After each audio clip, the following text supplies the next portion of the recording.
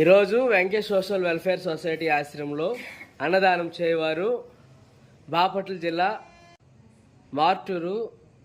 Sampath Nagar colony వాస్తవ్యులు తన్నీరు శ్రీ భువనేశ్వర్ గారి పుట్టినరోజు సందర్భంగా వారి తాతయ్య శ్రీ పల్లపు అంకమరావు గారు, అమ్మమ్మ శ్రీమతి రమాదేవి గారు, తండ్రి శ్రీ తన్నీరు శ్రీనివాస్ గారు, తల్లి శ్రీమతి బిందు విజయలక్ష్మి గారు ఆశ్రమంలో వృద్ధులకు అన్నదానం చేస్తూ ఉన్నారు. అన్నదాత